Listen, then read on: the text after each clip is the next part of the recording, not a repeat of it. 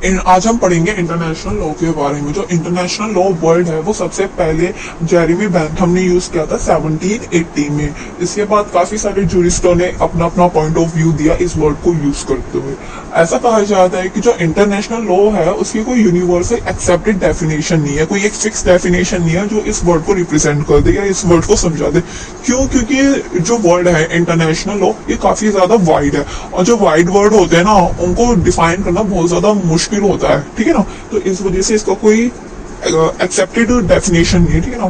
फिर ये बताते हैं कि जो इंटरनेशनल लॉ है ना वो रिलेशन दिखाते हैं एम्फेसिस के, कंट्रीज के एक दूसरे के साथ कैसे कैसे रिलेशंस होते हैं, और ये इन रिलेशन को बनाए रखने के लिए काफी सारे लॉज बनाते हैं जिससे कंट्रियों में लड़ाइयाँ ना हो, ठीक है ना।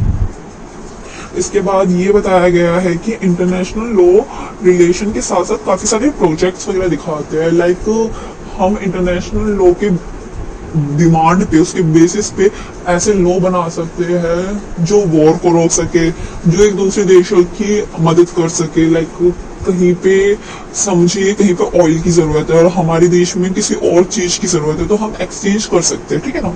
ये एक रिलेशन बनाता है दो अलग अलग कंट्रीज के बीच में, एक अच्छा रिलेशन, ठीक है ना। इसके बाद काफी सारे जूरिस्टों ने अपना पॉइंट ऑफ व्यू रखा है, ग्रे ने रखा है, कैल्सन ने रखा है, ये आप इसको पढ़ लीजिए, रेक्टिफिकेशन है और कुछ नहीं है।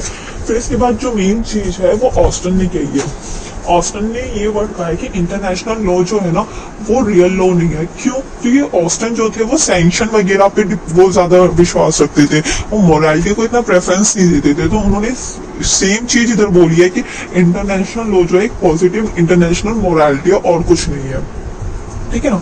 फिर इसके बाद काफी सारे जूरिस्ट है। फिर एक इसमें क्वेश्चन हमेशा राइज होता है वेरी शॉर्ट में कि हु सेड दैट कि international law is a vanishing point of jurisprudence. Holland ने ये बात कही थी कि इंटरनेशनल लॉ जो है वो एक वैनिशिंग पॉइंट है जूरिस्प्रूडेंस का।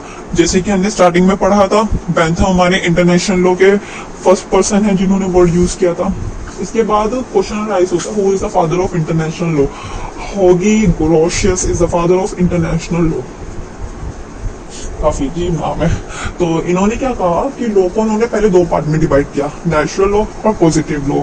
फिर इन्होंने पॉजिटिव लॉ को दो पार्ट में डिवाइड किया, डिवाइन लॉ और ह्यूमन लॉ।